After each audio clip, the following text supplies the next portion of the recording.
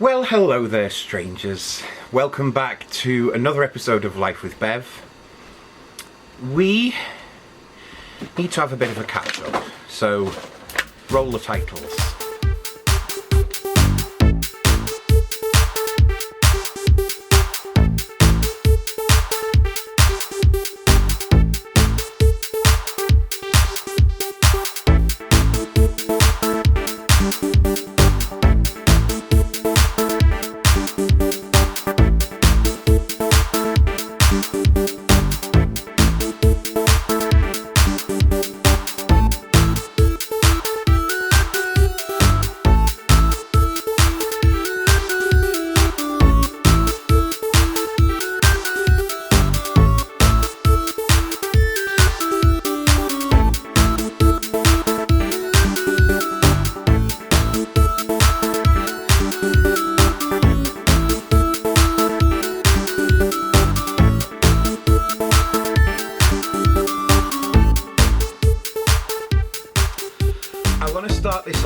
By saying I know the past couple of times I've uploaded to this vlog, it has all been bad news and sad stories, and unfortunately this one is kind of the same. So there's a few differences that I need to catch you up on.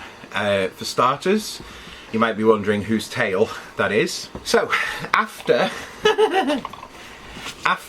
I lost Brad and Trey, I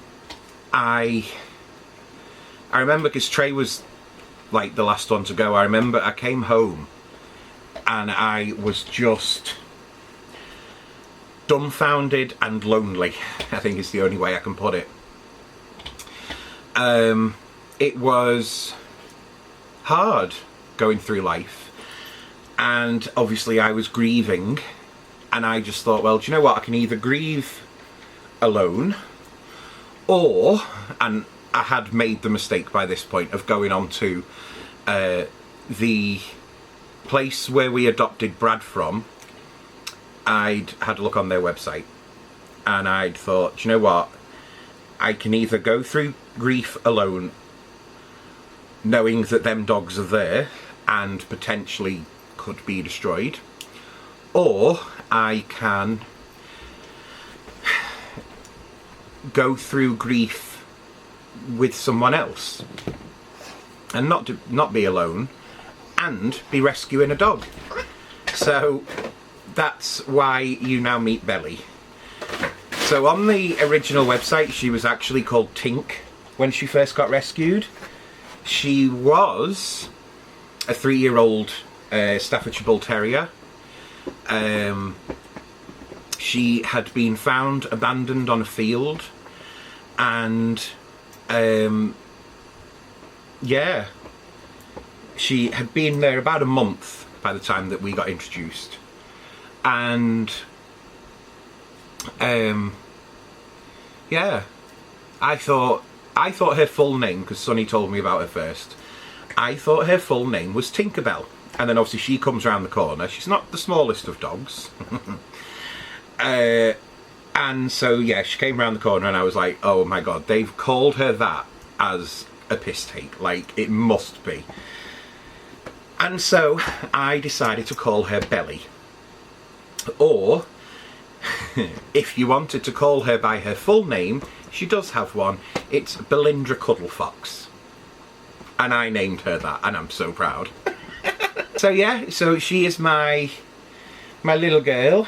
In fact, we went to Blackpool last year to kind of train Belly on how to walk next to the wheelchair that we had for Sonny. So here is some of that footage, because I never made it into a proper Life with Bev episode. So Belly is a 3-year-old Staffordshire Bull Terrier. Very inquisitive. First time in Blackpool. Hey Belly! There she is, that's a better view. You've had your nosy now, haven't you? And yeah, Belly's been with me since December last year. She was found abandoned and she'd been at Manchester Dogs Home for about a month, and yeah.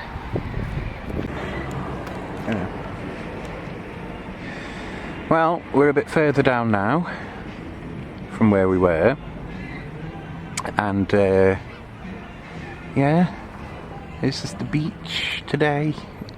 That's sunny today. There's Belly having a little chill. Bless her. She is today. We've got a 2-litre bottle of water and a water bowl, so she keeps having drinks every now and then. Bless her. But yeah, made up to have come today as well, because it's actually not that busy. Belly just wants to go off exploring. And so do you? No? Mush. Go on then.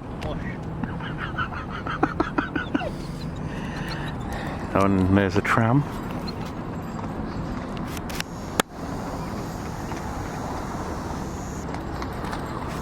And the horse. Oh God, I can't bend round. Oh.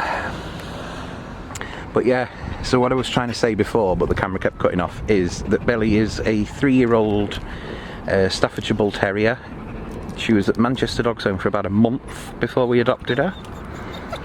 And yeah, she's settled in well.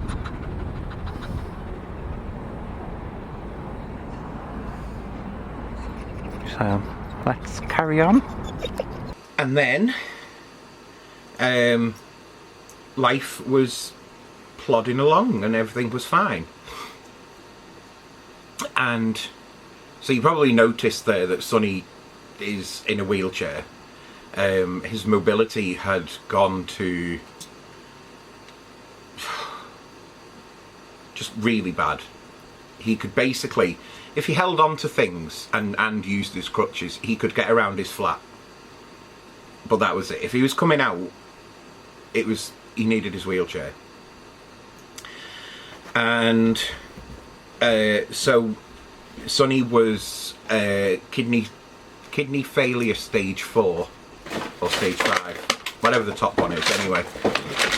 But yeah, he was that, and as a part of that, to go onto the kidney transplant list, you have to undergo quite a few tests. Oh, and I should also mention, just before anyone starts being like, why are your glasses broke? It's because I'm missing an arm off my glasses. Because I was lay in bed a couple of weeks ago now, lay in bed just on my phone, and Belly just decides to launch herself at me and landed with paw on my face, and it snapped off this thing, the arm of my glasses. So my mum's gonna have a go at fixing it, but she hasn't done yet, so that's fun. Anyway, so the first test that they put you through for the kidney transplant is what they call a stress echo test. And in short, they run a dye through your blood, and then they pump you full of drugs that basically makes your heart beat, like, I don't know if it's as fast as it can, but certainly it's quick. And they do that underneath a scanner that's constantly going, and they're watching basically, are there any leaks, any irregularities, stuff that we need to, you know, be aware of. And they do that because obviously, you know, for the kidney transplant, it's a serious operation and they can't take any risks, and you are already a vulnerable patient, you know what I mean? So there's a big criteria. Anyway, so he had that appointment, and a couple of weeks later we had an appointment with his dialysis doctor, and that doctor said, we are not going to proceed forward with your transplant at the minute. Basically, the stress echo test has shown you've got at least 2 leaks from the heart. We know that you've got a valve that needs replacing. Your arteries have started to clog. So you're potentially going to need surgery for that, because I don't think the medication's going to be enough. And yeah, it was a bit of a shit appointment, if I'm honest with you. But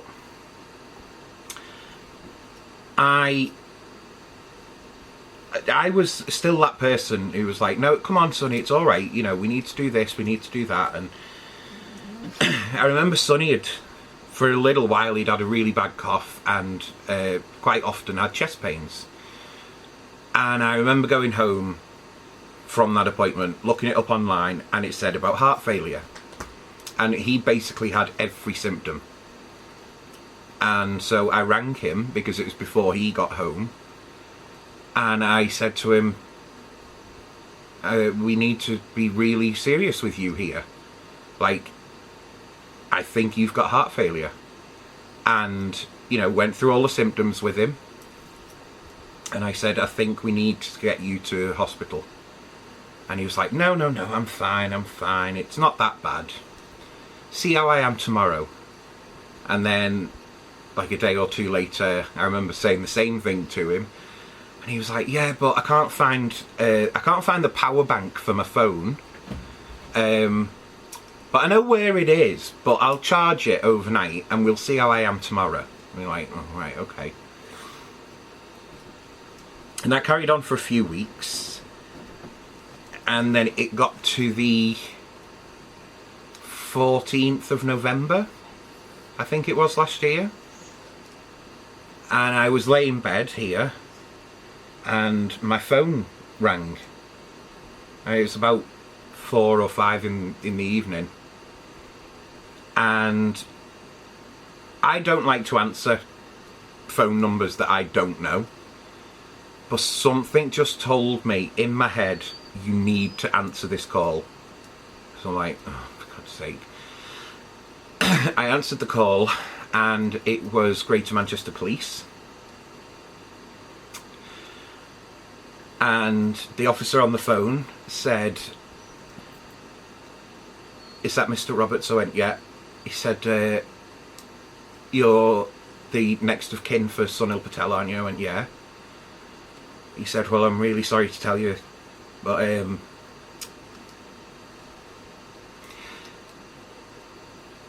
we got called today by one of the nurses that was going in to see Sonny, and I'm really sorry to tell you, but he was found deceased.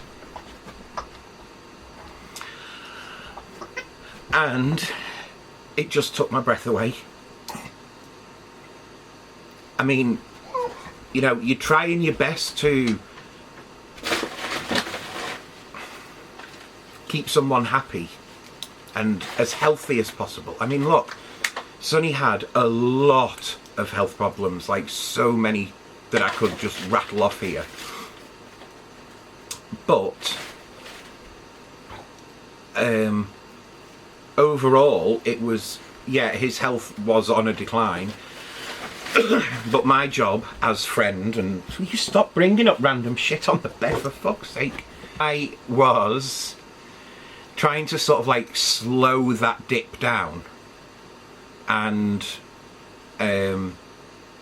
just, I don't know, try and prolong his life, I guess. So of course they went through the whole thing, like, look, because he was found deceased, it's classed as a sudden death and we have to get involved in that. So, and this is like straight away after they told me, and they were like, so do you want us to call the coroner now? Or like, what do you want to happen? And I was like, I need to go and see him. Like, I need to see him. So they went, okay, how long will you be? And I was like, about an hour. So, no, Belly. It's not your turn to talk. It's really not. Cow. Get up, woman. Jesus wept. Oh, for fuck's sake. Yeah, fortunately, I had Sonny's car, because Sonny was on a scheme that we have over here in the UK called Motability, and that's how he had his last couple of cars. Pardon me, and he'd only, a couple of months before, he'd only changed his car to a Honda ZR-V. Don't bother if you're in the market for cars. It's not a good. Anyway, he wasn't really a fan of that car, so I had it at that time.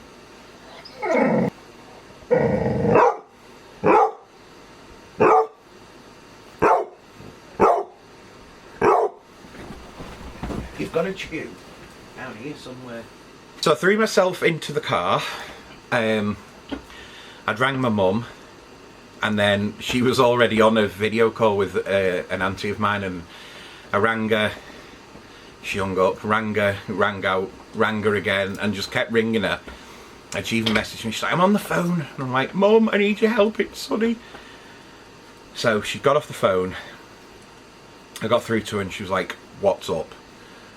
And I was like, Mum, it's Sonny. Just completely broke down. And yeah, even she was shocked. So we went over to Sonny's. I obviously saw Sonny, and it was very apparent he'd been gone for some time by this point, like the night before. And the long story of it is, the next day I had to go down and tell his family, because, you know, I'd met them. Like, I'd met his dad a few times. Loved his dad. I thought he was ace. But yeah, went and told his mum and dad. Gave my phone number out. Was like, look, you know, ring me. Because obviously I'm next of kin, but I would like you to be involved as well. Because the coroner had rang back to Sonny's mum and dad that morning with a cause of death, which was the heart failure. And little side note at this point, heart failure, most commonly when a person dies of that, is the type of death where they pass away in the sleep and they have no idea. And I know Sonny. Not I knew, I know Sonny, and I'm so happy for him that that's the way he went. Because, you know, with all of his disabilities, like the ways that he could have gone, I'm just made up it was natural for him and that he didn't know.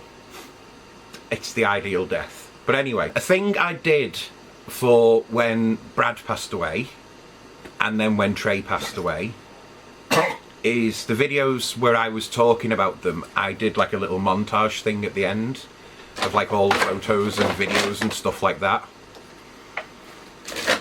And I'm going to do the same for Sonny. But Sonny in life was painfully shy. Like, really camera shy. So, yeah, just these videos and photos mean a lot because they represent, you know, stuff. But it's such a small thing of like over 10 years of friendship and partly relationship for the first bit. So whatever realm Sonny is in, I hope he's happy, and see you on life's highway.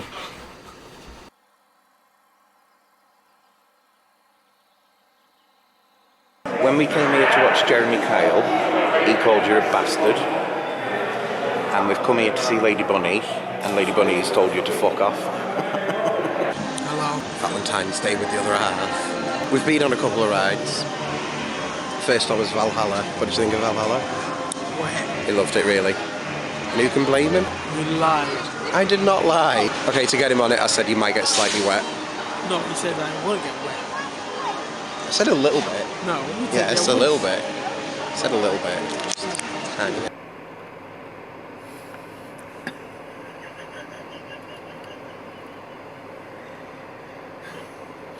You enjoyed that far too much. What are you calling him? Berry. Barry. Barry the bear. I went and did infusion. Cold and naked. It's not that kind of Valentine's Day. Booyah!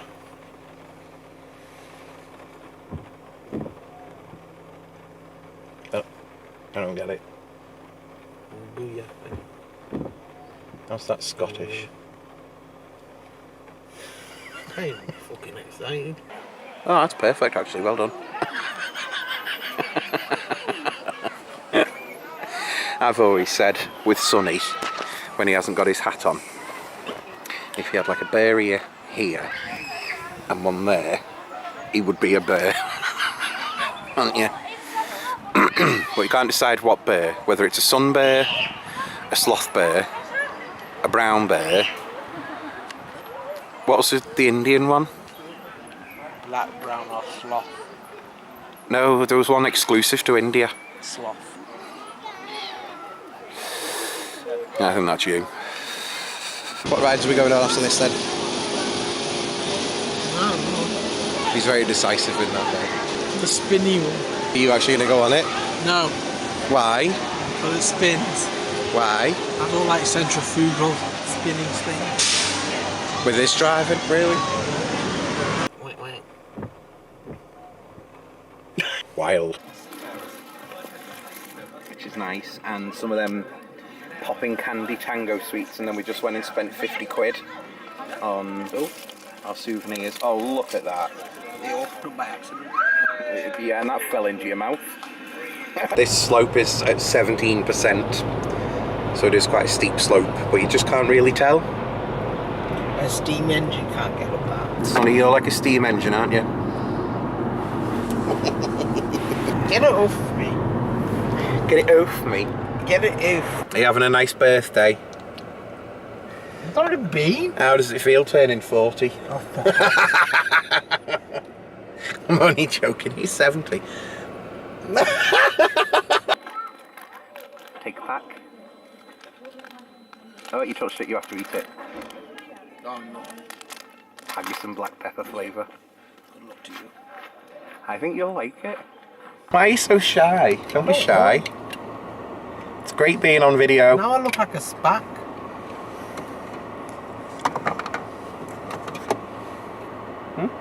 Stop it. Stop it. Stop it. Stop it. Fuck's sake. I can't fucking drive. I know. You're videoing, you bastard. Fuck off.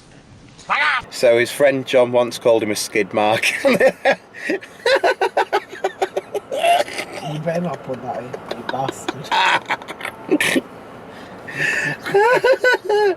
Skid mark. You better not put that in. Why not? No. Why? What happens if I put it in? And he's super excited about it, aren't you?